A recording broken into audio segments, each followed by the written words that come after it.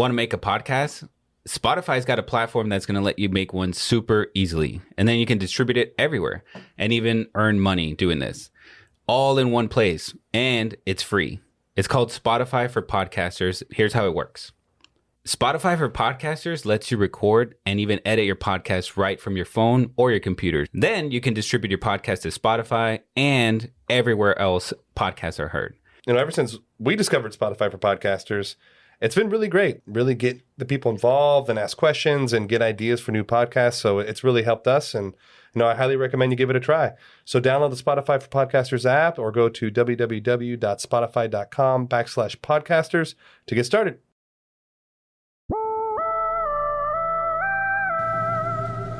They fooled me, we can't get fooled again. In Dallas, Texas, 3 shots were fired at President Kennedy's motorcade in downtown Dallas. December 7th, 1941, a date which will live in infamy. You don't know what you're talking about, do you? Because people have got to know whether or not their president's a crook. Well, I'm not a crook. I've earned everything I've got.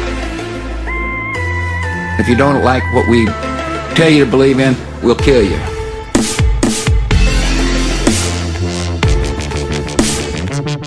All right, kids. Listen. Podcast, Don't listen to this. if you're not of age. What's of age? Of age is like you can make your own decisions in life without parental guidance. 18, 16? 18. We're not in Atlanta. Georgia is 16. We're not in Atlanta. That's what I said. We're not in Atlanta. This is 18 and up. Look, Atlanta. we're a bunch of dudes, and we're going to say some really bad words, and probably some things that might offend you. But Don't listen to this. can't wait till you listen. Yeah, don't. If you're do 18 it. and up. Don't do it. If you're 18 and up. Yeah. Hey guys, welcome back to the Conspiracy Podcast. This is Eric. Sean. So I don't know if Jorge's going to go first. Jorge, what's up, guys? We are back. This is JFK Conspiracy, JFK Assassination. I think, what is this, episode? This would be 4? This would be 4. Episode I think 4. This is episode 4. So the last episode, we went in depth on Lee Harvey Oswald. But here's the thing. Go back and listen to that. If you have not listened to episodes 1, 2, and 3, then just don't even do this episode. Just do yourself a favor. It's not going to make sense. Yeah. Yeah. You're Exactly. having no idea what's happening. And it's Exactly. actually a lot of good information to set you up Yeah. for right now. And so this episode is going to be essentially a majority of the first 3 episodes were basically like leaned, I guess you would say, towards Lee Harvey did it. It was the Warren Commission. Speak for yourself. But like, so these are the holes. These are what I consider the holes of the investigation, right? And in the final one, the next episode it'll be all about the conspiracy theories that exist over JFK. But these are just basic, small excerpts about each hole that exists and why, the mystery. And I'm fucking rambling. It's okay. I'm gonna edit it's that fucking bullshit. It's so stupid. It's a monologue. Yeah, Sometimes monologues are good. But I do want to say one more time, please listen to the entire thing before you start yelling at me and emailing me hate emails and horrible comments on social media. Just listen to everything. Dropping your comments on TikTok. Yeah, and if after you listen to it and you hate us, that's fine. That's cool. Totally. Yeah. I'll allow it. Yeah. We'll take it. But you can't watch like 10 minutes of the movie and then be like, I hated the ending. Exactly. Yeah. Okay, good. I heard somebody talk about it. Yeah. All right, let's go. All right, so let's go. We're going to Dealey Plaza, right? November 22nd, 1963, JFK, et cetera. Okay. Yes. So there is something called the Grassy Knoll. Yes. Yeah.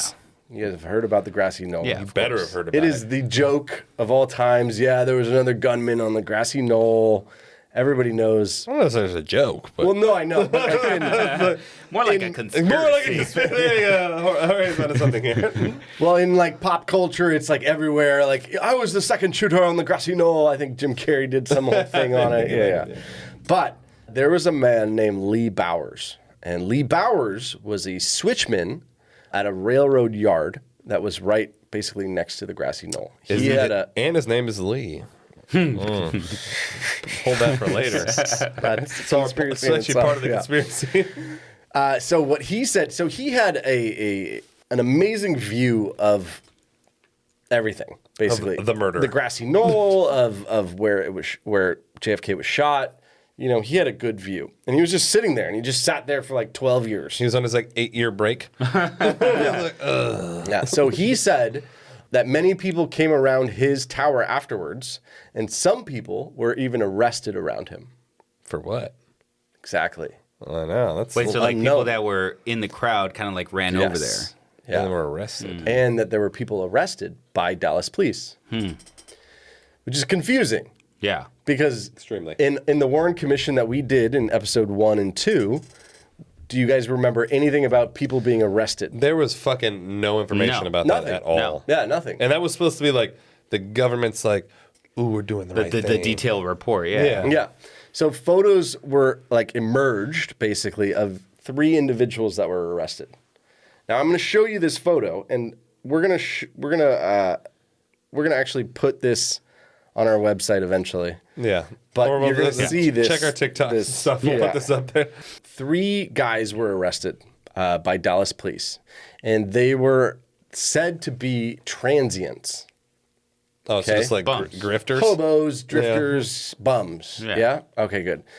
They were arrested right next to the Texas Book Depository right after the assassination. Just Okay. for looking sketchy. Now, I want to show you these photos, and you tell me if they are bums. Those guys look like fucking GQ models. Yeah. Definitely not bums. Dude, the guy in the That's front, right. the guy in the front looks like he's got it going on. Like Yeah. he drives a Corvette. Right. Yeah. Now, this is the 60s, too, right? So if you were a hobo, would you have a clean-cut hair? No, if No, you were a no, hobo, would no, you have a hell nice no. like? Would you have a nice- blazer? would you have pop collars with the tweed jacket? what I'm on? saying, Like, right? the collars pop. Okay, so The guy went to Cornell. Now you said they were arrested by the railroad. by the Dallas police, but it was right next to where Lee Bowers was. Okay. Right? Interesting. Strange. Very strange. Very strange. Some reports were that they were just hobos. Those and motherfuckers are that not they had hobos, nothing to do bro. with anything. No, hell no. Those are not. But they don't. That's the argument. Is they do not look like hobos. Because man, if those are the hobos Yeah. that are around here, they could be. I'll give them cash. Yeah. I actually might pay it. Yeah, They're One super of these- respectable. Yeah, one of these guys is pop collar. He looks like Jude Law. I know. Dude, Yeah, the pop seriously. collar, he's got the sharp jawline. Exactly. So that's a strange thing. So then Lee Bowers, he was interviewed the day of November 22nd. And this is what he said, and I quote, "I heard at least 3 shots very close together. Just after the shots, the area became crowded with people coming from Elm Street and the slope just north of Elm." It's Okay. also it's Which is the it- grassy knoll. Or no? Yeah, the slope. Yeah. It's also interesting. That it says at least 3, so he's for sure of 3. So it's like maybe a more. small little crowd kind of came over. But here are 3 shots. That's right. And At least. a minimum. He says at least. At least. He says at least, yeah. Okay, good. During the Warren Commission, right, which is the next year, Yep. this is the interview with Bowers. There's a Mr. Ball, and he says, "Did you hear anything?" Bowers says, "I heard 3 shots. 1, then 2 very close together. Also reverberation from the shots." Mr. Ball, "And were you able to form an opinion as to the source of the sound or what direction it came from?" Bowers, "The sounds came either from up against the depository building or near the mouth of the triple underpass." And that's where the grassy knoll is. Right. Yeah, like the mouth would be where they exit. Yeah, they the exit, sped it, but the they got knoll is away. right to the right of it. It's like right next to it. Yeah, Correct? that's right. Yeah, that's right. but it's not like, I mean, it's still a little bit of ways. Oh, okay. Like, Yeah. what would you say? Maybe It's the shot. 40 yards, 30 yards? I don't Actually, know. we just posted this on Yeah, Instagram. you did. You did just post that. Yeah. So you see the underpass? And the That's grassy the knoll. mouth that he's talking about. Okay. The So, grassy knoll is on the right. You can't see it. so he's saying it's from that direction. yeah. like from. Well, that he's saying direction. it's either the depository, right up against the depository building, or the mouth of the underpass. Well, it makes sense. I mean, he's saying like, okay, the 3 shots, so like 1 and then 2 from the other Yeah. side. Okay, that make see. Okay. Mr. Ball says, "Were you able to tell which?" Bowers says, "No, I could not." Because it's both, motherfucker. Ball. Well, now, had you had any experience before being in the tower as the sounds coming from those various places? Bowers, yes. I had worked the same tower for some 10 or 12 years. Damn. And was there during the time they were renovating the depository building, and had noticed at that time the similarity of sounds occurring in either of those two locations. Damn, this dude's like fucking on point. Holy shit. Mr. Ball, can you tell me now whether or not the sounds you heard, the 3 shots came from the direction of the depository building or the triple underpass? Mr. Bowers, I could not. See, with this fucking like weird line of questioning, because they're trying to. It seems like they're actually trying to put doubt into it. It's almost like they set him up to say no. Like, I can't because So you can't say where it came from. Yeah. you can't say it came from here. You can't say it came from there. No, I can't because it didn't sound that clear. Well, a lot of the people who hate the Warren Commission, or I don't want to say hate, but like they dislike it whatever. Strongly. Yeah. They are. One of the biggest arguments is that the Warren Commission decided it was Lee before they did the commission. Oh, yeah, So that makes sense. everything's leaned towards it. Everything's like, It's almost like, when like you have like a murder trial or something, and there's all the media about it, Yeah. and then the jury ends up making the decision before the trial even happens, just because all the coverage. yes. That's kind of like what it is. Exactly right. Okay, so Bowers says there is a similarity of sound because there is a reverberation which takes place from either location. So then Ball says, afterwards, did a good many people come up there on this high ground at the tower? Bowers says, a large number of people came, more than one direction. One group converged from the corner of Elm and Houston and came down the extension of Elm and came into the high ground. And another large group went across the triangular area between Houston and Elm, and then across Elm and then up the incline. Some of them all the way up. Many of them did as well, of course, between 50 and 100 policemen within a maximum of 5 minutes. Shit. I mean, this guy's recall on this stuff is amazing. Like, I had to be like, I don't know, there's but fucking this is the people next everywhere. year. I mean, this is the next year, so it's not like that. But I'm saying he's like Yeah. super crisp with this. Well, Like, it was he's also like, this like is one exactly of what the happened. biggest freaking, things Things that ever ever, happened. yeah. And the guy's been there for 10, 12 years, so it's like, He's just watching hobos and transients. My wife asked me if I switched the laundry over. I was like, I don't fucking know. I can't remember. I have no clue. I'm dead serious. So Mr. Ball, he says, in this area around your tower, and Bowers says, that's right. Sealed off the area, and I held off the trains until they could be examined.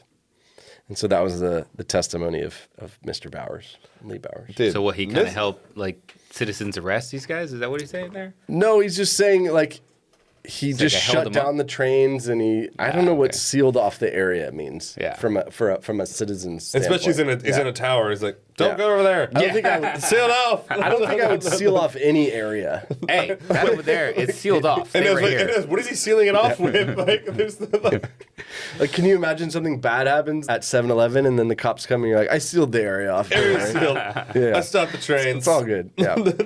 Anyways, that's the story of Lee Bowers, and he's a switchman on the railroad yard. I mean, that's strange. actually really, I think that's kind of important. Yeah. Like, Yeah.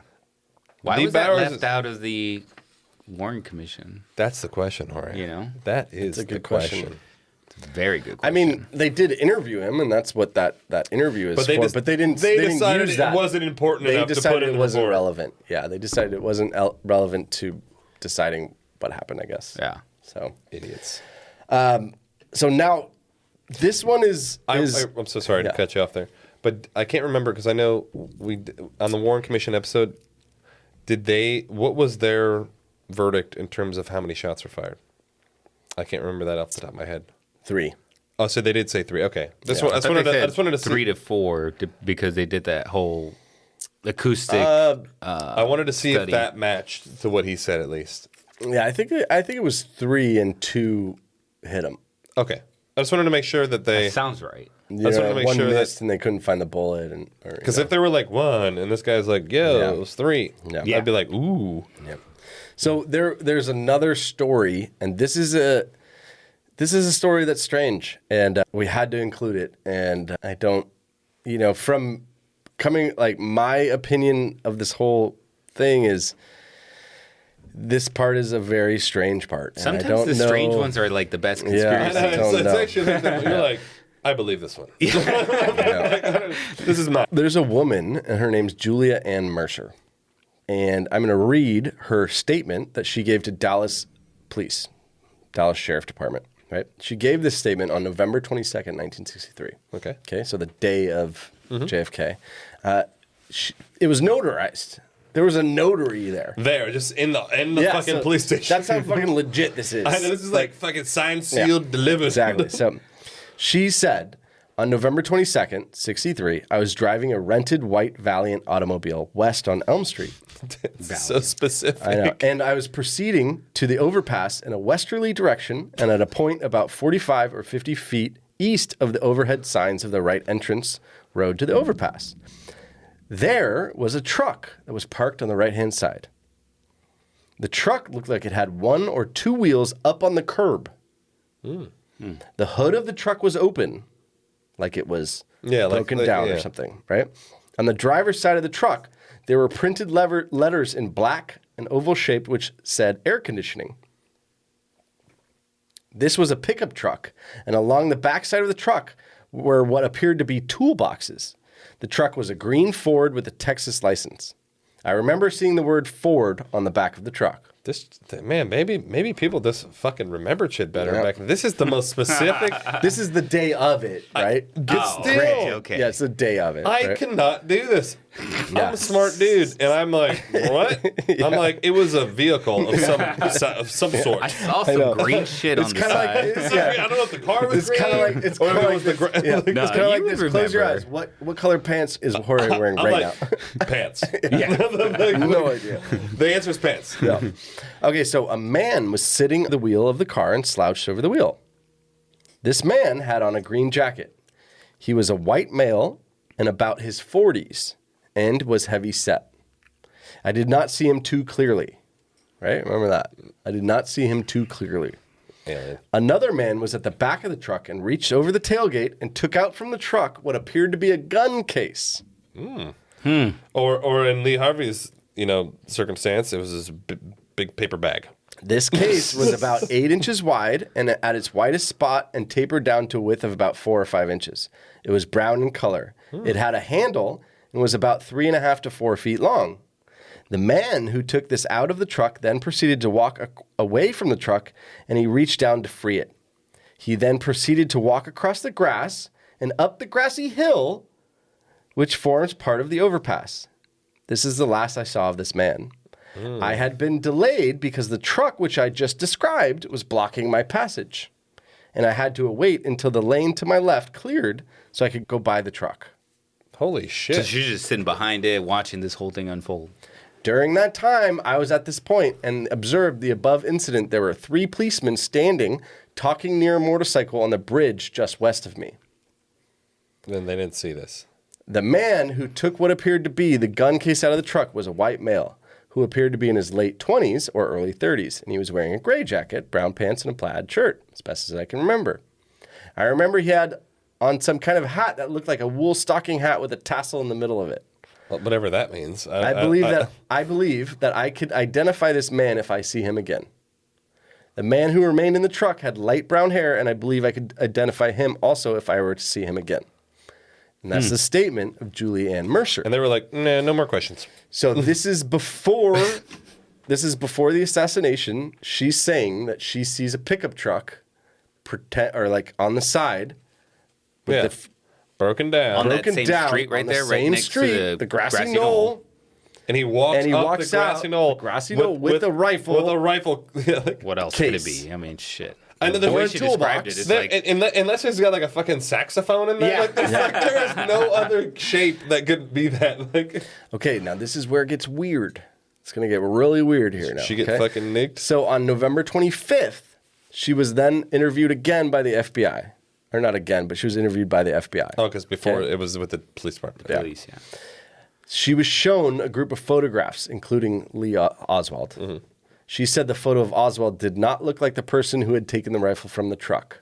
This was noted in the Warren Commission. Yeah. Very small note. Yeah, it's actually in white. It's in white font. Yeah. So can't see it. Okay, it's good. So then 3 days later, November 28th, she was interviewed again. And she was shown a set of photos including Jack Ruby. Now remember the description above. One guy was in his early 20s, And then late 20s or early 30s. The other guy was like in his 40s, heavy yeah. set. Yeah. Right? Okay, on November 28th, she was interviewed again and shown a set of photos, including Ruby. When specifically shown the photo of Ruby, she said the man in the truck had a round face similar to Ruby's, but she couldn't identify him as the person. And that was noted in the Warren Commission. Okay? Now, she was then again shown a photo of Oswald. She said he had the same build, size, and age, but couldn't identify him as the man. Okay. And like interviewed again, they showed him 7 pictures of Oswald. So now, It's one of these guys. 7 out of 8. so now, Exactly. fast forward 20 years.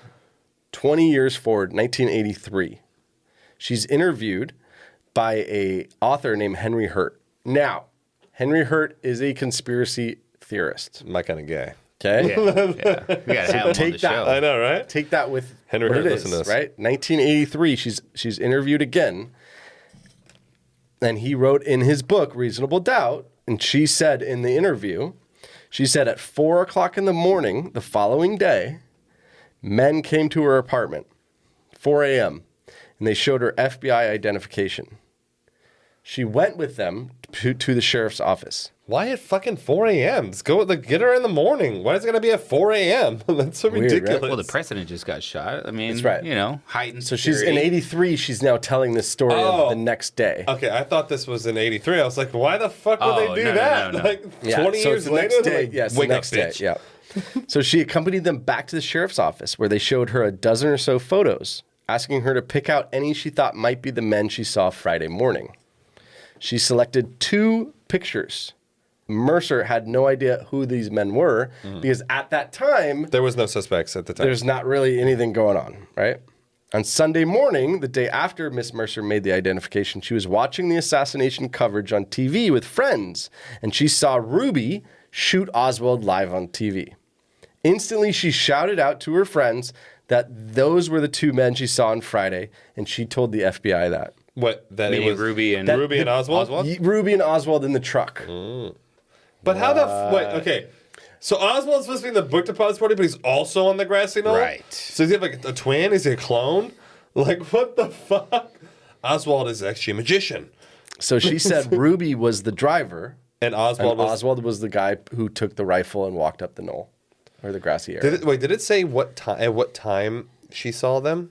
Because that would be an interesting note. This is like right before. This is like 30, 40 minutes before the assassination. Okay, so this that's what I'm saying. Like maybe I don't know. I don't even And know that what I'm trying to doesn't check out with the The other official statement that was notarized. the supervisor inside the book depository because he saw Yeah, he Oswald saw in there. Oswald there. Like That's at why I was least like 30 right? minutes or something That's like right. that. It was That's like, why I was yeah. confused. Coke, Yeah, yeah. the coke. That's why I was Yeah. confused as Yeah. fuck. Yeah. Like, I know, right? Yeah. This whole thing's confusing. I know, like, that's the problem. How was he It's in 2 confusing. places at one time? Yeah. So Hurt, who's the guy, the conspiracy author who interviewed her, he said, some years later, when Miss Mercer saw the official reports that the notarized statement, she was aghast. Miss Mercer adamantly denounces the reports as corruption and fabrication by the FBI and the sheriff department of what actually happened. Wow. Oh wow, that'd be super easy for them to do. It'd be like, Yeah. notarize it. And bitch. Oliver Stone there's one part in JFK, there's a woman who is in the movie and she's saying, I didn't say that. Oh, I remember that. I Yeah, remember she's that like, part. I didn't say that at all. I saw this guy in a truck and like they were like broken down I and totally you know, remember that whole now. thing. Yeah. So that's a very weird story. That's Julia and Mercer. Super weird. You know, God, that's so bizarre. isn't that strange? I thought that was. There's that was anything to strange. that. I mean, it definitely was. I don't think it was Oswald, and I think it was possibly our second shooter. That goes with the conspiracy that there was a second shooter. Maybe we should look into Jack Ruby's military record. Maybe he was a sharpshooter.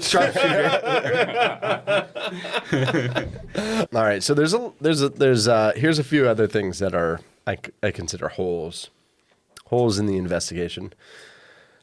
There were several witnesses who claimed to see 2 men in the depository top floor looking out the window At the time of the shooting? Before. right before it. Oh, right before. Okay. Right before it.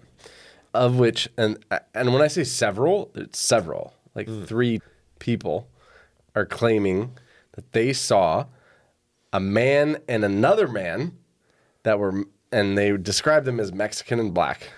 Of course, so it's me and Jorge. Looks depository. Does it say if it's on the same 6th floor? Yeah, 6th floor. On the 6th Same, floor. same window. 6th Same floor, window. same window. The Everything. same window. I mean, how?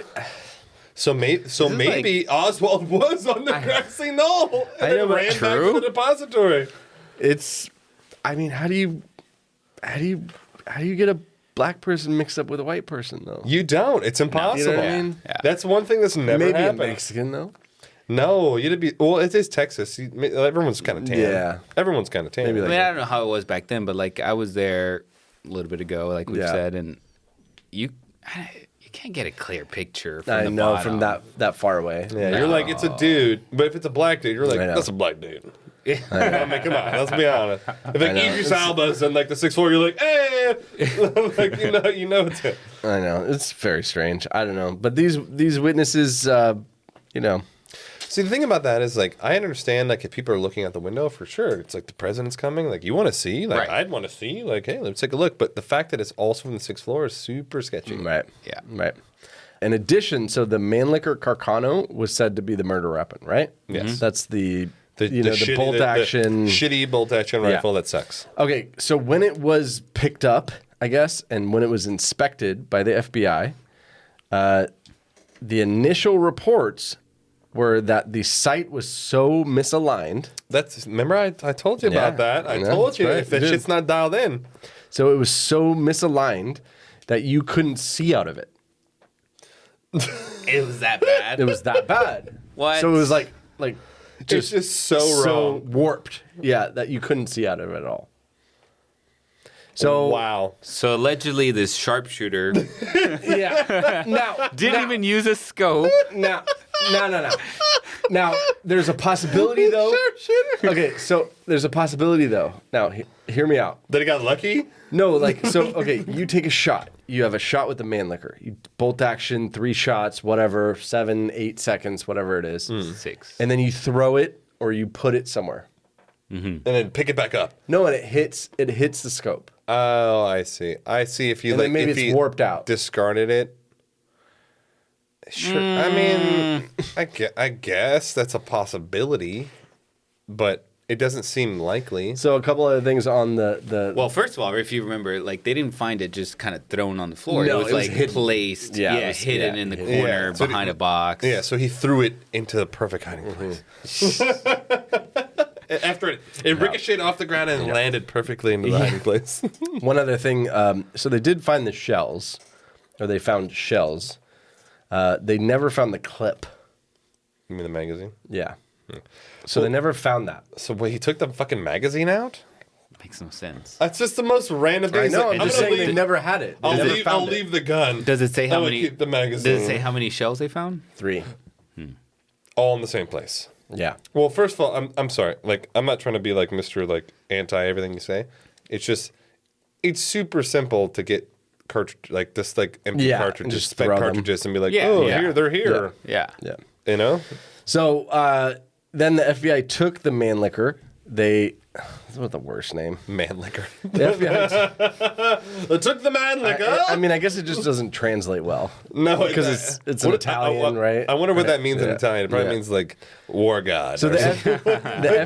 the FBI they ran fingerprints and they found no prints or even partial prints of Oswald's. That's weird. Because you think like you're in. If let's say he shoots the president. Yeah. It's not like this guy who has had 7,000 jobs in 4 years. Totally. And it's like Totally true. You know, like he's not going to have the wherewithal to be like, "Oh, I'm gonna wipe down all the prints," because there's going to be know. prints. There's going to be prints on the top, like where the barrel is, where he's holding it. Prints on the handle where he's holding. He's going to wipe it all down. Prints on the cartridges. But let me ask you a Yeah, question. exactly, Let yeah. me ask you a question. So, because I'm not like a gun aficionado, right? So if you had prints on something, say I had prints on this can, if I just get a duster, and I just go, are they gone? No. Like, because- what does it take to remove prints? So you gotta wipe. You have to wipe it like wipe. No, because okay, so the That makes sense? Yeah. Yeah, like Yeah, you have pretty to, much. you have to Here's what really- leaves If it's oily, Here's what leaves the usually. print. Yeah, That's what it there's is, actually oil on your skin produces oil to keep your skin from like turning into dust. Yeah. So that's the oil is what leaves the print. So you have to actually wipe the oil off. Usually you have to use some sort of solvent. I mean, I'm sure you could just use a dry rag a couple times, and it would make it. So even if the oil was still there, they're not going to be a clear print. Okay. So it'd be a not that- partial. it's not or that whatever. difficult to Yeah. do. Okay. Just wipe it off. But Okay. but still, I don't think he'd have he'd probably be like, "Oh my god, I did it!" Yeah. Hide the Just rifle. throw it. Yeah. Well, a lot of people, by the way, on our social media, they posted about how, there's a test that you can do to see if a firearm was discharged. Correct. Right? Very true. Very true. I forget what it's called, but it's where. It's probably You mean like a test on the person, or Yes, on the yeah. person. on Oswald itself. GSR, the gunshot residue. Yes, So when there you you go. fire a firearm, there's obviously a chemical reaction between the gunpowder and it lights on fire, and that. So when the gunshot is shot, that smoke and powder goes out, and it'll be actually on your hands, so they Gotcha. can test your hands for gunshot residue. Yeah. Which Okay. is what's left Yeah. behind after that. And I just Yeah, bring but that up. did they have that? So they did kinda- test Oswald, Okay. right? And what was the test? and it was on his hands, but it was not on his face. So Meaning, Well, it was on his hands. the argument was that that it wasn't on his face. So like you're on a rifle, and Yeah. it's gonna be on your face. 100%. So I just ma- wanted to bring that well- up because a lot of people were posting about that, and they were like saying, "Hey, he didn't have it on his cheek." That's extra interesting because you literally when you sight in your hand is Yeah. within 2 inches of your face. Yeah. So Yeah. that is weird. Why Yeah. wouldn't it be on his face?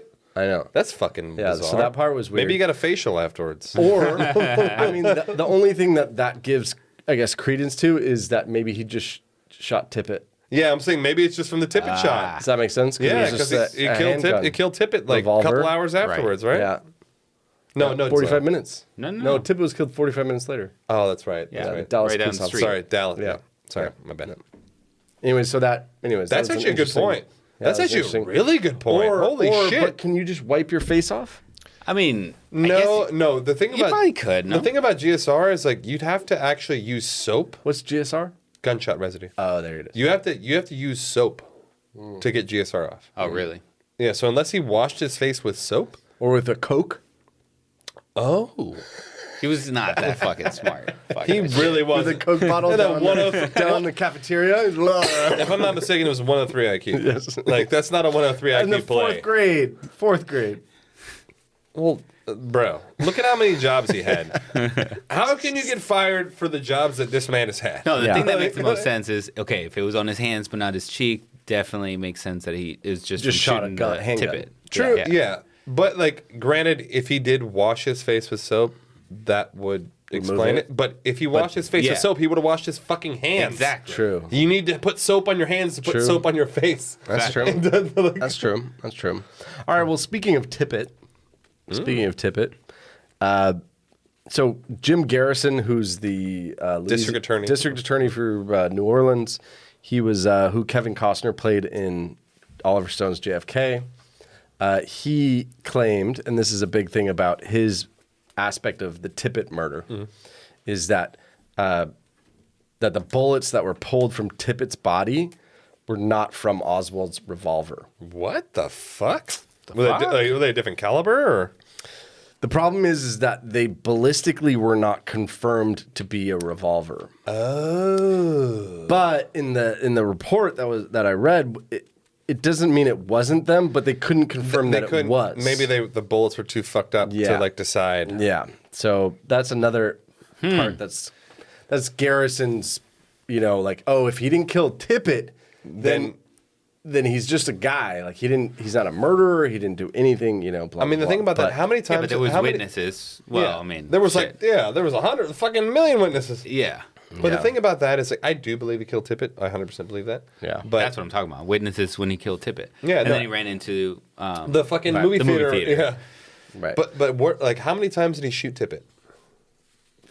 4? And they couldn't confirm any of the bullets. Yeah. See, if it was one time and they couldn't confirm the one bullet, understood. Yeah. But like 4 times? Yeah. So in addition to that, this is on the Tippit, is that there were 3 witnesses that the Warren Commission never called. And these 3 witnesses say that there were 2 people that were standing near the police car. Oh, shit. And there were 2 people. And so they were saying, oh, yeah, there was a guy who fled. Oswald. And he had the zipper jacket, he had the revolver, he went to the theater, he stood there, blah, blah, blah. But those witnesses also said that there was another person standing at Tippit's car. That's interesting, too, the fact that it was 3 witnesses, not just one. Like, whenever it's more than one, I'm like, okay. Yeah, but they're not saying that it wasn't him. That's They're a good, saying that no, they- absolutely. But they're saying there's somebody with him. They did find the revolver on him, right? When they found him in the movie theater. It was That's right. on him. Yeah. That's right. Yeah. That's An why I think interesting side note. If you go to our Instagram or TikTok, there's a video that we posted of the interview with Oswald. Yeah. He had the reporters kept saying, "How did you get that cut over your eye?" Yeah. Did you notice that? I know. I did see that. Yeah. So that is one of the policemen hit him Just in the fucking theater. Pistol whipped him in the theater. Remember the part where he gets picked up in the theater? Yeah. Somebody hit him over the eye. I know, because you see, That's where it's clearly. yeah, he's got a big old. And I was gonna say the casting they did in JFK with yes. who played Gary Oswald? Oldman. No, who played Oswald? It wasn't Gary Oldman? No, it wasn't Gary Oldman. Was it? It might have been. So, anyways, yes, Bigley. You're right. It was Gary Oldman. He looks fucking just like Oswald, bro. Like if you look, like when we first posted that video on TikTok and Instagram, I was like, This is Gary. I actually was a little pissed at Eric. I was about to text him like, "You fucking idiot! Like, why posted Gary Why are you Oldman? posting? You posted the movie? You're posting the movie, and I was like, "Oh shit, that's actually Harvey Oswald." yeah, no, I it was was like, really "Man, good. Gary Oldman looks just fucking like." So a couple other things that just stood out as big holes. So we're gonna get into a little bit of Oswald's what he did that year. I know the last episode we went over Oswald and his whole life leading up Bizarre to it. life. Yeah. So when Oswald returned to the U.S. from the Soviet Union, he started working at it's called the Riley Coffee Company. Researchers found his resume that when he submitted to I work would there. love to see this. Yeah, and here's the strange part. He listed his height as 5'9". He was 5'8", though. What? I thought he was 5'8", 135. Oh no. And that's the strange part, and this is confusing. And no, this is because all I'm telling you, we I know just this did the is- fucking. I swear to God, he was 5'8". It's super confusing because this is Jim Garrison. He spends 3 chapters on how he's 5'11". But then if you watch the video on our TikTok or on our Instagram, he's shorter as Yeah, he doesn't short as look fuck 5'11". compared to everybody. Dude, I swear to God, I'm gonna go back and listen maybe- to the footage. Like, yeah. I'm pretty sure he was 5'8". So Yeah. maybe Garrison's just wrong on this. I think Garrison is think wrong. so. Yeah. Because I'm telling you, I just re-listened to it. Yeah. I just re-listened. Yes, episode? I listened. Yeah. Yes, I listened to us. Sorry, Listen to our own our episodes. own podcast. Yes, because I find it entertaining. I swear to God, it was 5'8", 135. Because I remember we were just like, we made like 17 jokes about it. I mean, so Garrison goes into this whole thing for like 2 or 3 chapters, and he's like, why would he lie about his height Yeah, on his own resumes? He would lie about his height. So He lied about his skill set. Well, here's where Garrison's getting at that. Garrison is trying to prove that he was being impersonated. Oh, that there was someone who. So there's someone else. So they had to put the right height because they were going to physically be there. I see. And they were going to so be they a put different their height. exact. That's They right. put their height. I That's see. right. That's right. Okay. Because, and then I go into the next one right here, which is, so the CIA claimed that Oswald went to Mexico City. And when he went to Mexico City, he was going to contact the Soviet and Cuban embassies. Yeah, I remember that. Yeah. Right? Remember that. So it was claimed that Oswald went into the embassies and the CIA was watching those embassies and it took a photo. The photo, though, was of a completely different person. Oh, so there was like an Oswald body double. That's right. And so Garrison believed that Oswald was being impersonated in Mexico with the whole purpose of creating this Creating backstory. suspicion, creating like Right. this. Yeah, Right. like where you go, like just imagine I'm framing Jorge, Yep. right? Framing Jorge for the murder of my dog. And then, I go, okay, good. So I'm going to go pretend to be Jorge. He's gonna go to the vet. And I'm going to buy poison. And I'm going to be like, Hi, my name's Jorge. I'm buying poison. Yeah. My name is And I write- Heidel yes. Rodriguez. Yes. And I'm signing Jorge Rodriguez buying poison. Do you know what I mean? And that's the so backstory. now there's this like documentation or Documentated whatever. backstory, right? It is like, well, now that you mention that, it is kind of interesting because I remember specifically that, so he went and he was trying to get a visa to go to Cuba when he went to Mexico City, and then he got the visa, but then he left and went back to the U.S. Yeah, that's right. So after he literally got the visa approved, he went to the U.S., which is weird. Like Why you would you went do there that? to get the visa, You get the visa, but then you come back to the States. Right. So that is, I always thought that was a little odd. Strange, yeah.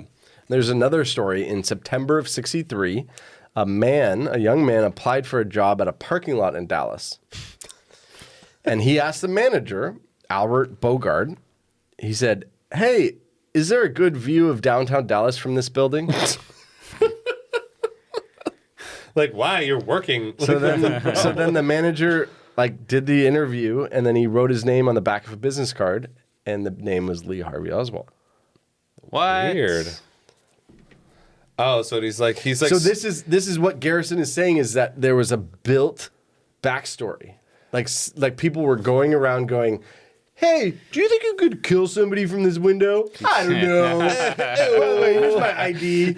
Yeah. "Here's my ID, just in case." See, one of the things I always thought was weird too is, and sorry, just to kind of digress. Yeah. Like I know, so remember when Lee Harvey went to Dallas and he was staying with their friends, and it was the wife, her brother, who worked at the book depository, told him about that job. Yeah. So it's like, how would he have known that getting this job from his friend's brother at the book depository would give him the vantage point to Right. shoot The the perfect president shot. Because that was months before, right? It was like 2 months before, 2-3 Yeah. months, and but I remember- wonder if the route already had been established. no, we They didn't, no, right? we talked about this. We Yeah, talked that's about right. some of That's it. right. We did. Like the route wasn't released till I think it was like 2 or 3 weeks right. That's prior, so he was already working there. So I'm like, how could he have planned this out? Like Right. this guy's not like. It seems more happenstance. No, it's just like he Yeah. got lucky, and it was like, oh fuck yeah, Yeah.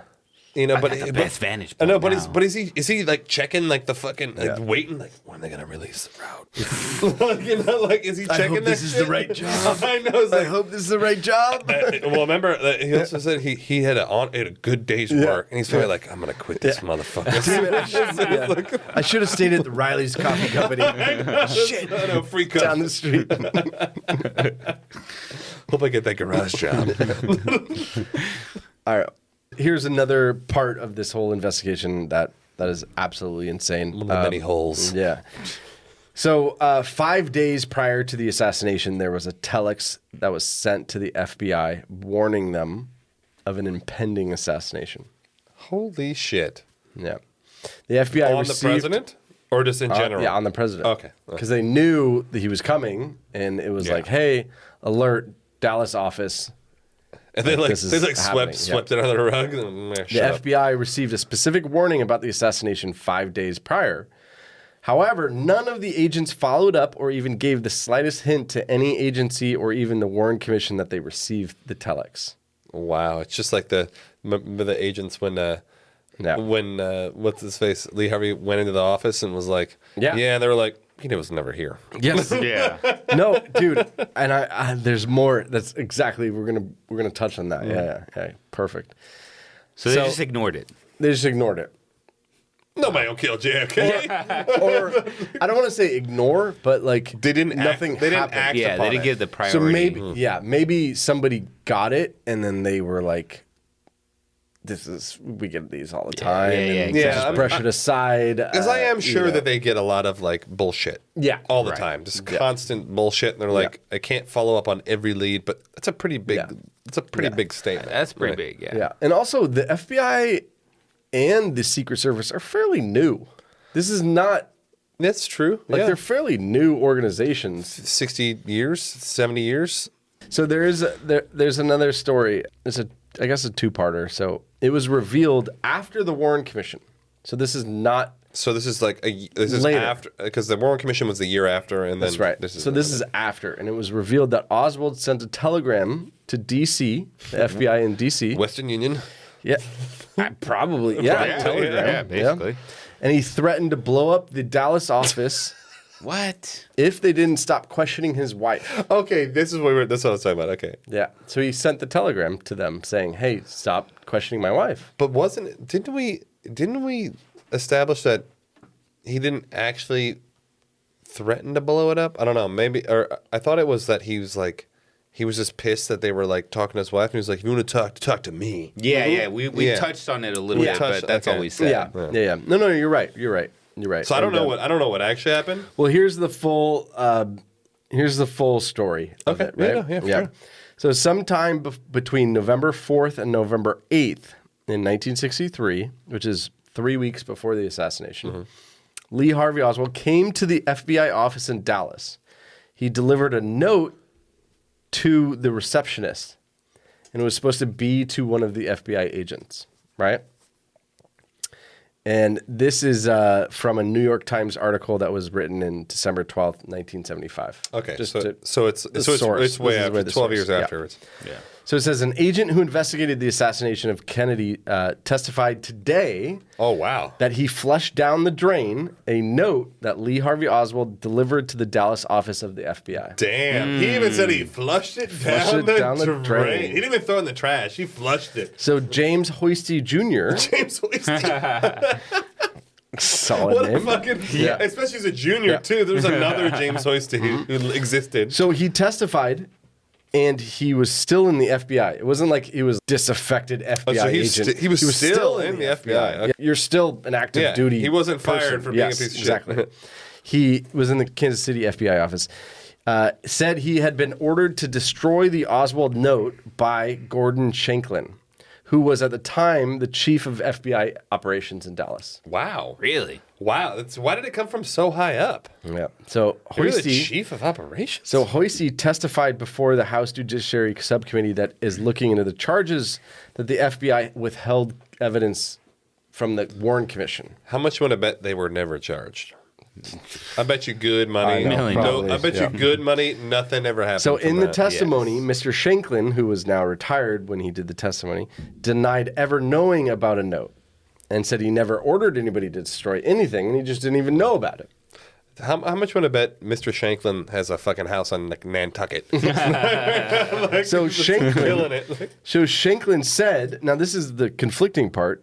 Shanklin said he was out to lunch when said note was supposedly delivered to the receptionist I have an alibi.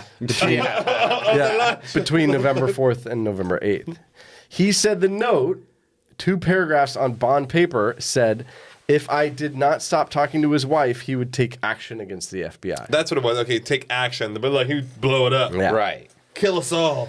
So Mr. Hoisty said, now this is the conflicting part because above he said when it happened that he didn't know about a note. And then later he said, oh, well, that I was note out to was lunch. a stupid note. I was out to lunch. I was at lunch. Sorry, the note was dropped That's right. at 7 p.m. I was at lunch. conflicting info, right? Yeah. So Mr. Hoisty said that he had previously gone to the home of Ruth Payne on November 1st. And Ruth Payne is the friend that they were right. staying with. That's right. Okay. Oh, Yeah. okay. In And Dallas. he was trying to find Oswald because he was looking into his contacts with the Communist Party.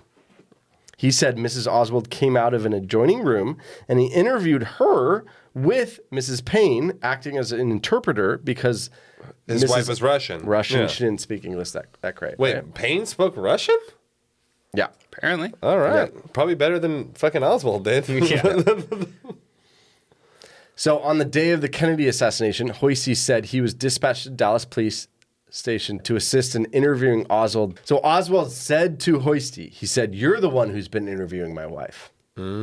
He's pissed. He's like territorial at a strapping 135 pounds. You talk about my again. 5'8" to 5'11". I know, 5'8" to 5'11". Who knows? His bones are very, very frail. Yeah, so Mr. Hoisty related and said it took some time to quiet Oswald down because he was all like, Rowdy. razzled up. Yeah. I'm a sharpshooter. So later he said Shanklin called him into his office at FBI headquarters and was quite agitated and upset about the note. Mr. Hoisty said that Shanklin ordered him to write a memorandum detailing receipt of the note. its contents, and the interviews with Payne and Oswald. Hastie said he dictated a memo to a stenographer and delivered it to his boss the same day. But on November 24th, which is 2 days after the assassination, and also a couple hours after Oswald died. Oh, shit. Right? He said he was again called into Shanklin's office. So 2 to 3 hours after Oswald was shot by Ruby, killed. he was called into Shanklin's office again. Right? There was no note. Shanklin reached down into the lower right-hand drawer of his desk and took out the memorandum and note in question and said, Oswald is now dead. There can be no trial. Flush it down the toilet. So Hosty testified that. That's what he said happened. Okay? So several days after the Kennedy assassination, Hosty said Mr. Shanklin ordered him to destroy another Oswald document. Jesus Christ. This is way too... How many fucking documents? So the document was a rough draft letter that Oswald wrote to Soviet embassy in Mexico City, and he said that Mrs. Payne gave it to him. Hosty said he had gone to Shanklin's office to inquire how he should put the document into the file, but Shanklin became angry and told him, I thought I told you to get rid of it. See, this is... Why? Like, why? Hastie said it was clear to him that Shanklin had confused the FBI, the Oswald note, with the Soviet embassy letter. So basically, there's a letter that he wrote to the Soviet embassy. And so he thought that his boss was saying, destroy the note. Oh, to the Soviet embassy, but not the note that he dropped off. Saying, stop talking to my wife. Yeah. Yeah. So they got confused, basically. But why would you destroy any of them? It's so unnecessary. It's like... People only destroy shit that incriminates people you don't want to be incriminated. So he said he did not destroy it, but put it into the Oswald file that went to D.C. He said the document was highly pertinent and confirmed Oswald's contact with the Soviet embassy, so he did not destroy it, even though he was ordered to do so. He was asked if he told the Warren Commission about the FBI Oswald note, and Hastie replied, no, I wasn't asked. These motherfuckers. Oh, my God. Well, they didn't ask me about it. Why would I say anything? I only answer questions I'm asked. So he said he was instructed by both commission and FBI personnel to answer questions put to him, but not to volunteer information. This is so... Does that make sense? Yeah. It's just only answer questions you're asked. Yes. But it's like almost like you do an interview, but it's like if they give you the interview questions, you don't have to answer any bad questions. Yeah. I only answer the interview question. Well, they asked me the interview question. What do I want to do? Another agent that was there, Kenneth Howe, he confirmed that that testimony existed and it's correct. But see, nothing fucking happened. Like, homie's still retired, full pension, like living the dream. No, see, like this is why I don't fucking trust the government, bro. Yeah. This is why I'm always on the side of the conspiracies because like they just get off. It's so corrupt. But I hate to be the guy, but we need you as the guy. But it's possible that they were just covering up their laziness in the investigation. But that still doesn't Like, mean that it's not a problem. I know. And I hate to use Jorge over and over as the bad guy. Robbing 7-Elevens. But let's say you and I are cops. You, Sean. Yeah. Okay, good. Okay, Jorge and I are cops, right? Beat cops. Yeah. And Sean commits some atrocious act. He's a serial killer. Heinous. Whatever. Like, He he's don't have horrible. to. He's black. You just go after Yeah, him. there are no black serial killers. That's actually true. They're all white. crazy. They're all That's white. true. Every we serial should do killer is fucking It's white, insane, actually. It's actually I was talking to somebody bizarre. the other day, and I was like, "What's the deal with no black dude. serial killers?" No, because the thing is, like, because black people will just kill you because, like, you piss them off. Like, serial killers are like, it's like a weird fetish. They're like, oh, yeah. All right, go. So Jorge and I are cops. Got it. Sean ends up being a serial killer. So Sean became a serial killer. But 6 months ago, Sean came to us and said, "Hey, I'm having bad thoughts about killing people." And then we were like, "Well, just go deal with it." No, here's the thing. I wrote nothing. I wrote you a note. Yes. There's all these red flags. Everybody has thoughts. Everybody writes notes. And then 2 days Get after, outta here. Jorge's like, Eric, destroy the note. No. And here's what happens, right? Here's what happens. And then Jorge and I are like, dude, we got to go to Applebee's, bro. Like, let's go get like 2-for-1s, right? And we're at Applebee's getting wings and 2-for-1s. I would Happy love. hour. We should go to Applebee's. I'm starving. And it comes out that he's the serial killer. But he came to us, and we were busy at Applebee's, and we're like, "Fuck." No one can know he could've came. stopped him. No Interrupt my one, happy no, hour. no one can know he came. Yeah, to no, us. we could have stopped him. Like, we could have done something. We didn't do our job. Okay, so then we're like, "Fuck it." Let's delete his emails. Yeah. Let's delete his that he came and saw the receptionist. He was never on the podcast. He was never here. We don't know, and then we're not liable for anything. Yeah. We're not gonna get fired. I can understand that, like trying to I can cover understand that. trying to Yeah. cover up negligence for Yes. sure. Yeah. I totally. But the fact is, like, he had him. He told him to destroy shit before. Like, when was the first? It's 2 days later. It's when Oswald was killed. That was the first time he said destroy the shit. Yeah. Fuck. All right, it's possible it was negligence. Yeah. But like, Anyways, but it's I don't know. weird. It's still weird. It's yes, where a for lot sure. of people like go, "Hey, the FBI fucked this up." They fucked it up hard. You know, like they Yeah. could have I done mean, look something. at all the shit that's Yeah. like, you've Yeah. got the homies being warning, like, the you got the telex. warning, like, hey, someone's gonna kill the president. They're like, whatever. Yeah. Yeah. Exactly. Yeah. It's not gonna happen. But and what you said earlier is right. What if you had 10,000 notes about killing? Let's say you were the Secret Service for Trump. Oh my god, there's like They probably get so much 500,000 shit. death threats. Yeah. 10,000. Let's say Trump got killed. No, I'm not saying Trump's going to get killed, and I'm not whatever. But I'm just saying. we don't condone this. But just imagine you're the Secret Service agent who got 10,000 and, leads. and you didn't do about the one, and the you were one like, lead no. that you maybe didn't follow up on, you didn't really look into. There you go. Yeah. Yeah. Anyways. I mean, maybe they would have been like, maybe he shouldn't be in a convertible. Yeah. Like, yeah. maybe that would have been like a good Yeah. play. Like, Yeah. sorry, sir, convertible's right. out. That's right. Like, you know, like- Okay, so now we're going to move on to Parkland Hospital. oh yeah, Yeah. Oh, Parkland yeah. Hospital is where JFK went, immediately to, and he, was bleeding, and he died. Yes, unfortunately. This is the thing that makes me go, it's all bullshit. You know what really grinds my gears? Yeah. So this is the one thing that I go, fuck, that's so wrong, and it doesn't make sense at all. I know where Right? you're going Yeah. with this. And this is that a whole bullet was found on Governor Connolly's stretcher at Parkland Hospital after the assassination. An entire bullet. And this is the bullet that literally went through JFK's body, like, and it hit like 6 different places, and then magically Yeah, it's on the fucking stretcher. that's right. So Yet they couldn't identify the 4 bullets that Right. was shot That's right. was shot at fucking Yeah. at Tippit. and I find this to be the biggest hole because there's no chain of custody, like Nope. forensic. Nope. It's just There's there. It's just literally Just sitting there. Anyone could have just dropped a fucking bullet there. So basically, a nearly whole bullet was found on Governor Connolly's stretcher at Parkland Hospital after the assassination. After his arrival at the hospital, the governor was brought into trauma room 2 on a stretcher, removed from the room on that stretcher a short time later, and taken on an elevator to the second floor operating room.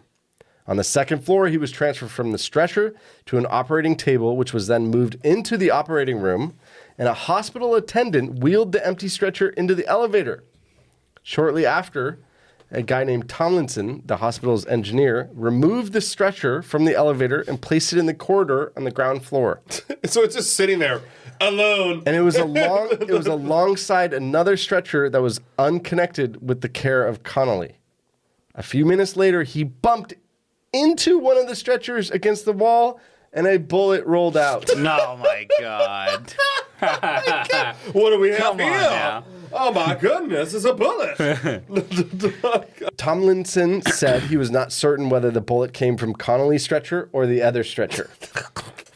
The fact is, like, nobody saw this bullet at all. The Warren Commission concluded that the bullet came from the governor's stretcher. How could they conclude that? Yeah. There was like 50-50 chance. Yeah. Let's flip a coin. I know, like, but the fact is, like, you realize that bullet went through JFK multiple times and then went into the governor.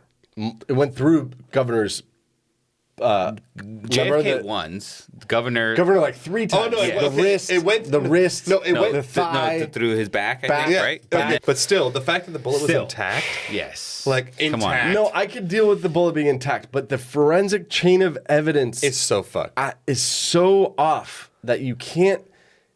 Like nowadays, It's on a different floor. It becomes admissible. You cannot use it if you can't determine that it was in your body. No, you know what I mean? Even if police fuck the chain of custody up, it's gone. It's gone. You can if they make one mistake and it's like, oh shit, I took it out of the bag though, and they're like, well, sorry, motherfucker. That's why I say. Gone. That's why I say it's the most. It's so glaring hole in this entire thing. But also, how could they conclude with the data that they have? Like, what's the conclusive evidence that this was the bullet that was in both of their bodies? Because it came off the stretcher. Well, it was on the stretcher, bro. It's such samples. And then there's the other idea, which is there's no other bullet. Well, duh. Well, that's the magic bullet. That's all you need. No. But he was shot twice. Well, apparently it was 3 shots, but he was shot twice. Yes. But so there's only one bullet though. Yeah, where's the other fucking bullet? So there's 3 shots. There's one bullet. So I just don't like it. I don't like it. Like it really rips everything apart and it makes it so horrible. Like, well, it's not like it's total bullshit. Yeah. Mm-hmm. It's just total fucking bullshit. Mm-hmm. And then also like let's say hypothetically it was the right bullet. Did the bullet just like pop out of his body? Just randomly? Just like whoop whoop. Just like shit out of his body onto the stretcher? Like where did the bullet come from? When we get into the autopsy, there's a part that we'll talk about that where it's like you're trying to resuscitate somebody. And you press their chest hard and it poops out the bullet? No. So just imagine the bullet went through JFK, then it went through Connolly, then it went through his wrist, then it went to his thigh. Yeah. So it's probably not in his thigh a lot. Like it's probably just like just poking out. Yeah, like because it's already slowed. It's already been through 4 body parts. Okay. So then you're trying to like resuscitate people. You're trying to do surgery, and then it comes out. But no. The thing is like, all right. Intact. No. Fully it's not even that. Okay, I understand what you're saying about resuscitation and all that stuff. Yeah. But it was on the stretcher that brought him in, and they move him in the operating room. Yeah. So like, what the fuck are they doing on him? They're not doing like serious shit. They're wheeling him in the operating room. Like he wasn't like in the governor. The governor lived. He was shot under the. Yeah, but he had surgery. Yeah, he got shot in like the 3 operating times. room. Yeah, but when they moved him to the operating table, like one bullet, three wounds. He got shot 3 times. Yeah, he got shot right under the nipple, right under the nipple, and then the wrist, and then to his thigh. Yeah, and to his thigh. But you think they would notice a bullet just like flailing out of his fucking leg? I guess it does make sense that it would be on his stretcher because that's the bullet. I mean, well, sure. If there was a bullet, sure. I can agree. If you're gonna put it on somebody's stretcher, it might as well be his. I think this is the logic the Warren Commission was using. I know, right? Well, I mean, the bullet ended in him, so it wouldn't be on a stretcher, right? Yeah. Conclusive. Yeah, that's conclusive. Okay, so now, put the bullet aside. The bullet is crazy. Next. Bullet is crazy. Okay, so now let's talk about the autopsy. I'm surprised the bullet wasn't like in his pocket. Okay. So we're at the autopsy. Okay. So JFK he died at Parkland. Yeah, at the hospital. Yeah. And they said, okay, he's dead. Okay, good. So then Lyndon B. Johnson said, I'm not leaving without Jackie. And I'm not leaving without the body of JFK. Right? Texas has this thing where you can't remove the body.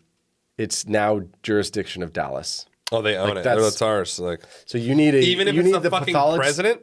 Yeah, you need the pathologist of some like in Dallas, the coroner or the pathologist, the chief, the Dallas chief medical whatever. Yeah. So the Secret Service said, "Fuck yourself." Yeah, we're taking him. Fuck this. What are you gonna do about it? Yeah, we're gonna. There's a great. I thought it was a good movie. It's called Parkland. It's with Billy Bob Thornton. You should check it out. Is he drunk? Because it's all Billy Bob Thornton only plays a drunk guy. He's a Secret Service guy, and it's all about the hospital. So like the movie starts, he gets shot, he's at the hospital, and it's all about everything that happens at the hospital. Oh, it's cool. actually pretty good. I don't watch that. Yeah, it's pretty cool. But anyways, so they remove JFK, they get into the Air Force One. Lyndon B. Johnson gets signed in. Jackie's wearing the pink dress with the blood and let them see what they did to my husband and, all that whole thing, right? So JFK's autopsy was performed that night at Bethesda Naval Hospital. And the hospital, though, was not really experiencing unnatural autopsy deaths. So how was it unnatural? You guys fucking shot. That's like natural would be like natural death. Oh, just like dying. Yeah, heart attack, flu, pneumonia, gotcha. that sort of thing. Weird being a naval hospital. They never autopsied a shot dude. It's a military hospital. That's true, right? Some motherfuckers get shot. In the military. JFK's physician, which was Admiral George Berkeley. Damn, this is Admiral's physician? He's an admiral. So JFK's physician advised Jackie that it would be best if the autopsy was performed at a military hospital for security reasons and because JFK was in the Navy. Okay. Yeah, I'd be fine with that. Yeah, So the surgeon in charge was a pathologist. He was a Navy Commander, James Humes, and his second in charge was Commander Thornton Boswell. Both doctors, Yeah. But they were not really they're like, this is my first autopsy. Okay, I've never actually seen a dead body. So then they brought in a third, and the third was Colonel Pierre Fink, and he was a doctor, and he was with the Armed Forces pathology, right? But they had not done an autopsy in 2 years. Jesus fucking Christ. They're like, wait, do we cut his chest open? No, and it's marked, their jobs were like ivory tower pathologists. Oh, meaning so they didn't actually... They're like, where the hands-on. where are the forms? Yeah. Give me the papers. Let me sign them. Yeah, that's right. This is so sketchy. It's the fucking president of the United States. That is sketchy. Fuck. Yeah. Get some green pathologists here? So there's 3 inadequately prepared pathologists rolled up their sleeves to unravel the mystery of JFK's murder. And the key to the case was to determine the evidence of where the direction of the bullets had come from, right? Mm-hmm. And whether or not there was another gunman. Perfect. So that was So these 3 dudes have never done gunshot autopsies, and they haven't done autopsies in years, and they're like, determine which direction the bullet came from. They're okay. So we'll give it a shot. So the final conclusions, though, of the autopsy report was that there was no conspiracy. Essentially, if you read, you can go online and you can read the autopsy report. It's pretty obvious that it's no, it's all good. Nothing happened. They're like, what direction did it come from? No direction. But what's interesting, and this is the interesting part, is they were given information ahead of time, and the argument is that they made their minds up. They made their minds up. They're like, So Boswell killed it from this angle. This is the angle that it came from. right. They're like, yeah, it came from this angle. That's right. Yes. Oh, Yes. you're a colonel? Well, I got a general saying it came from this angle. So they were given the following, which was 3 shots were heard, and the president fell forward, bleeding from the head. Right? He got shot in the fucking neck, though. And then he got shot in the head afterwards. That's the interesting part about this whole thing. You don't right? bleed from your head and get shot in the neck. Yeah. Damn, that's so sketchy. This is fucking... Yeah. His fucking back of his head blew off. No, because it's weird, because he got shot... Because even in the video... Jackie's picking up his brains off the back of the car. Was it the brains or the ear? Wasn't it the ear? No, it was his brain. She's scooping up his brains off the back of the car. Ugh. So that means he had to get shot. I guess you could get shot in the back of the head and your brains go about the back, but usually you think the exit wound would blow the fucking brains. And she's scooping up his fucking skull and shit yeah. It's fucked up. And the fact that she was had the wherewithal to scoop it up.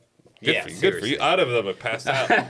I'm just straight up. Jumped out of the car. Sorry, honey. I'm out. So here's the weird part about the autopsy. The report is that there were 2 shots that hit him. Right? Mm-hmm. Yeah. One in the throat, one in the head. Throat. And then remember, he grabs his wrist. Yeah. He grabs his throat. He's like, fuck. It's like, hey, I'm actually dying or something. And he gets shot in the head. He gets shot in the head. Yeah. Right? Yeah. Okay. Then he gets to Parkland Hospital, and one of the doctors says there's a pulse. Which is a miracle. It's a miracle. I don't know how he had a pulse. or a heartbeat or like the There's faintest. something happening. There's something alive, Yeah. right? Okay, so they do a tracheotomy. Which is pretty much putting a breathing tube through your throat. That's right. So where's the other wound? In his head. No, the other one. In his throat. Throat. The first one. The first one's the throat. So now where would you do a tracheotomy? In the throat. Throat. It's where your trachea is, which is right there. So they fucking took the throat wound And cut it. and cut it and enlarged it. Oh, so you... Ooh. So now all traces of the wound, of the throat wound, is tampered with and messed up. Oh, Yeah, so... but you're not thinking about that when you're trying to save the No, president. but here's... Like, No, I know, but I mean, no, I know, here's, but I no, mean, but here's the thing. yes. Here's the thing. It gets complicated. still, yeah, the fact remains. No, Jorge, it gets complicated. So where's this hospital? Maryland? No. The No. Naval Hospital? Oh, the medieval. the naval one. I don't... Bethesda? Bethesda. Bethesda's Maryland. Yes, in That's Maryland. Okay, yeah. good. So just imagine you're a pathologist in Maryland. You get a body, right? And all you see is a tracheotomy Wound? Yeah. and a head wound. You're like... You don't see the throat wound. No, not at Yeah, all. yeah. So You're like, in tracheotomy. in Yeah. your autopsy report, if you're kind of like Well, amateur, no, you would see it from the back. If Yeah, if you got definitely shot, if see he got the shot in the back. back of the neck, there's Yeah. still a bullet hole in the but back that's of the where neck. it gets all really fucking confusing. So the initial reports were that the pathologist didn't even know He got that there was shot a in the throat neck. wound. Oh my God. What? They didn't even They turn thought it. it was a tracheotomy. They didn't even turn him over. They're just like headshot. And then Rookies. additionally, in the report, it's not a throat wound. It's 5 inches below the Adam's apple. So 5 inches is down here. Oh wow! So it's like almost like through his shoulder. So so the initial report was that there was So it comes up. It comes up like right here, and he's like, "Oh, like fuck!" Yeah. You grab here because it's like you'll know what to fucking do. Dude, weird. So the pathologist No, claimed, but then, once they do the autopsy, then they would have reported that there was a wound in the chest cavity. but there wasn't. So that's what I'm saying. Dude, there's better autopsies for like randos. Yeah. Than there is for the president. damn. Like, Jesus Christ. So the pathologist claimed that during the time they had access to JFK's remains, they only knew that JFK had what they believed was an entrance wound in the back with no exit wound. Oh my God. But in addition, a tracheotomy wound in the throat, which is what we're saying. So it's meaning like the exit wound could have been through the throat, but the tracheotomy, it like made that unseeable. Unseeable, that's right. They were also convinced that the bullet must have come out somewhere Well, obviously, it's not his fucking body. because Yeah. the x-rays had shown that there was no bullet left in his body. Right. So initially, if I saw it, I'd be like, oh, the bullet's somewhere in his body. They're like, it came out his butt. Yeah, but That's there's the only way no... to explain it. No, like it's stuck in there, but then But the it's X-ray, huge. there's nothing there. The huge problem is Plus, there's that no was bullet. the magic bullet, so obviously it had to come out and Yeah, So it there's hit Connolly. Yeah, Yeah. like it had to come out. Yeah. So the only explanation that they said had occurred to them during the autopsy was that perhaps a bullet had entered JFK's back shallowly and was later massaged out during resuscitation at Parkland. Oh, please. Come on. Get the fuck out of town. So in other words, when JFK's body left the morgue, they were supposedly still uncertain about the fate of the bullet that they believed Okay, so they're saying that had like hit him in the back. they're saying like okay, that bullet massage out. So out of the 3 shots, 2 hit JFK and 1 hit Connolly.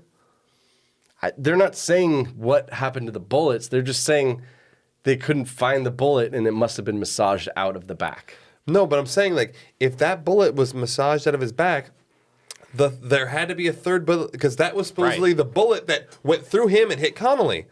So if it was massaged out of his back, that bullet could have never been in Connolly. Therefore, the third shot would have had to have been the one that hit Connolly because 2 bullets hit JFK, and if the one that went through his throat was massaged out of his back, how the fuck could it be on the stretcher that went through Connolly? Like, it's impossible. It made it to the stretcher. It was massaged down. Yeah, 2 elevators. Literally 2 floors down in the lobby. It falls Oh out my the window. God. See what I'm saying? So, like, yeah, it makes no, I it hear you. impossible. I hear you. I because hear you. that So- was the bullet. So after multiple phone calls back between the Naval Hospital and Dallas and Parkland Hospital, like going, hey, what happened with the throat wound? They had like 4 phone calls, like back and forth. Like we don't really get what happened.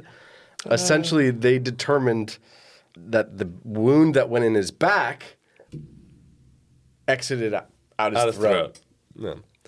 See, this is why you can't do. After the '60s, political assassinations became a thing of the past because like people started asking questions after the '60s. They're like, "Well, wait, what? Yeah, exactly. And then they're like, "Oh shit." So then we should cut this out. Yeah. So then in 1969, Pierre Fink, which was the third pathologist, he said an out-of-place general who was in the room in the morgue, who was not a physician, ordered that the pathologist not dissect the back wound. Oh, maybe. So there was just some guy who was a general. He was not part of his physician network or whatever, department. Yeah. And he said, don't dissect the back wound. See, my thing with that is like I'm really curious because like nowadays, like they're super thorough when they do these type of things. Like I'd be really curious to see if like the diameter of the entry wound, because an entry wound is going to be almost virtually the exact size of the bullet. In most cases, because the exit wound is one that's always bigger. The entry wound is always like. So what if the entry wound was like a different caliber, like different size? That would have been the evidence. He's like, don't look at it, bro. That would have been the evidence. Don't even think about it. I know. That's weird. The main thing here is that even the pathologist didn't know that there was a wound in the neck. They thought it was the tracheotomy. Yeah. Right. And that's the big bullshit, confusion. man. Yeah, that's the big confusion that occurred. And honestly, it just sounds like a sloppy autopsy and a sloppy. Super sloppy. Yeah. 3 dudes Sloppy have no rookie, fucking clue what they're doing. Yeah. Why would you put those guys on it? Yeah, so one of the pathologists, their assistants, revealed that he was unaware of a throat wound, and he said, I quote, "I was real surprised at the fact later on that the tracheotomy site was supposed to have been a bullet wound." So obviously the whole crew there just didn't even know what was going on. Yeah, that there was a throat wound. Jesus Christ. So the argument is either it was ineptitude or like a slip shot, just, fucking like shit lazy, job. horrible, like they don't know what they're doing, or it was a cover up. It just seems that like when it's something of that magnitude, like the odds of it being this ineptitude are like zero. It's the fucking it's the most important motherfucker in the country, and you're gonna have some dudes have no idea what they're doing. Yeah. It just seems too weird. Like I could get a better autopsy tonight if I got killed. I'm not even kidding, and I'm nobody. Like I'm literally no one. So there was one interesting part. So author Harrison Livingston reported that another Parkland source, I don't know who that is. Can't read my source. It's a random source. It's like the janitor. Yeah.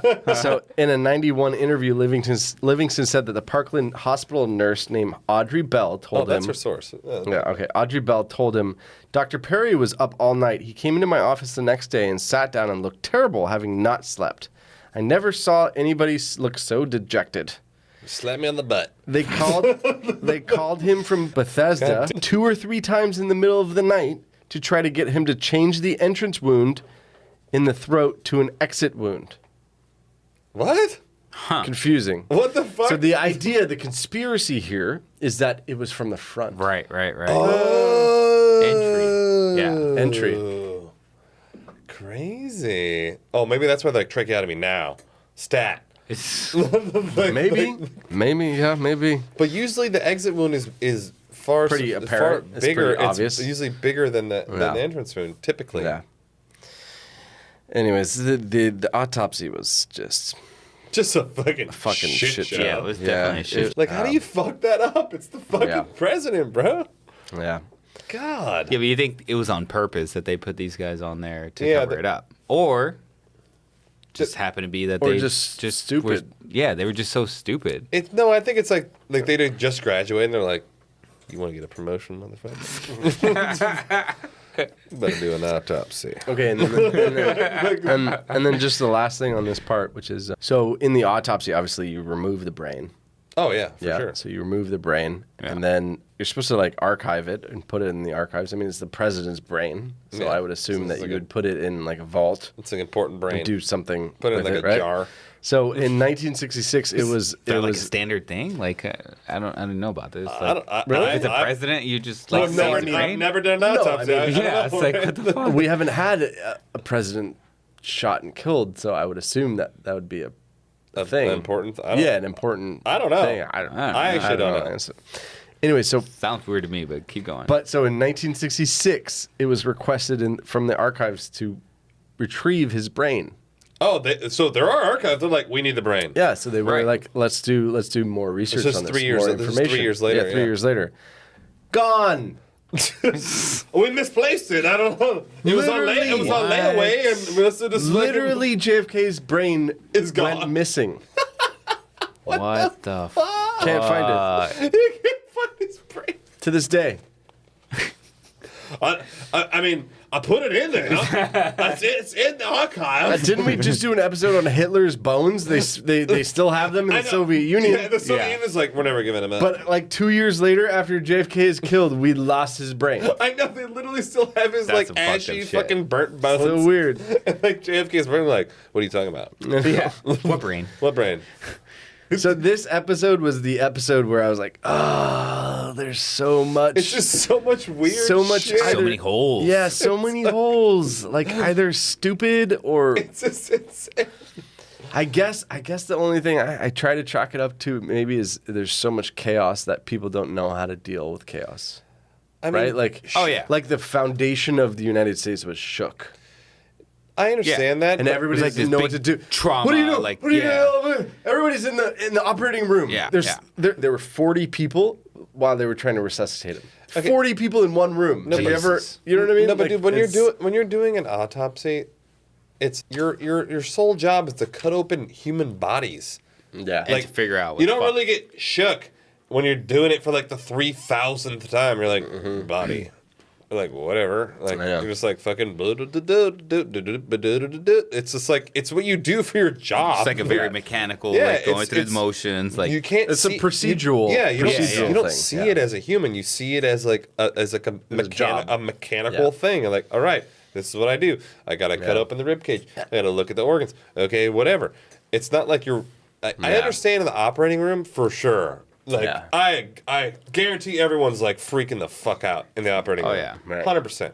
But like, he's already dead, and you're doing an autopsy. He's dead. It's already too late. Yeah, it should be. He's already it should be calmer. is what Yeah, you're it's saying? like he's, it should yeah, be- it's like you're not really freaking out at that point. Operating it's room. not even in Dallas anymore. No, it's like operating room freaking the fuck out. He's dead. Yeah. Autopsy. Okay, Yeah. get to work. Yeah. Yeah, but I don't think Eric was saying that they were freaking out in the autopsy. That was more like before, right? Like Just operating room, like the whole Yeah, like the story whole thing, is like for sure. like everybody's just the whole thing, which I I'm just understand. saying But- mistakes are made, and I don't know. I a understand lot of that. this stuff is concerning. and if like going over the details you were going over, like when they were doing the autopsy, they were definitely maybe not freaking out, but they just didn't know what the fuck they were doing. They didn't know Those what they guys were calling had the no you know fucking calling I know, clue like, what the- hey, like, what's Hey, the are thing you in sure your this was throat? up? Like, is this JFK? You sure this is JFK? You said it was a BB gun? Oh, it was a real. It's John Fitzgerald, right? John Fitzgerald Kennedy? So stupid. You guys got coffee up there? Although we're not doing the right accent. Anyways, that's the episode on holes, man. I was pretty certain before this episode, like I was like, I get it now. But like these, I don't know, these ones really kind of like made me go, ooh, this I know. is weird. It's just because I'm sorry, This but is like strange. when the stakes are that high, when it's that high profile a person, there can't be that much ineptitude. Yeah. Like if it was a random dude, obviously there's people are gonna make mistakes. They're gonna be like, no one cares. Yeah. But like there can't be that many fucking mistakes I agree. when it's the biggest thing in the Yeah. history of the United Yeah. States. Like Yeah. Jesus Christ. And it wasn't even after with all the trauma going on and the chaos, and it was even before. Like we were going Yeah. over like you know, That's all right. these things that were reported to the FBI, and you know, all just these happened to things. lose this shit, and I know. yeah. I know. Well, we next episode is our all the conspiracy theories, The finale. of it, the conclusion, our decision, I guess. The Pierre Le Resistance. Yeah. And then maybe we can take a break and move on from JFK. Jesus. Thank you guys for staying Yes. steadfast. Absolutely. Throughout this 6 hours of fucking Absolutely. content on JFK. But it's a big deal. Yeah, and then It's a big deal. I'll email Biden our conclusion. Which I don't know if he can even read, so No. he might not get that. I'm sorry. That man, He'll get someone to read it to him. What do you Yeah. think? What do you Bedtime think? What do you story. think his email is? Joe He's at like- us.gov. no, what is the thing he always, come on, man. It's like, come on, man, at AOL.com. AOL. And like, No, Earthlink. Earthlink.net. Yeah, Earthlink.net. Exactly. Yeah. All right, guys. Have a good night. Thanks a bunch. Catch you next time, guys. Later.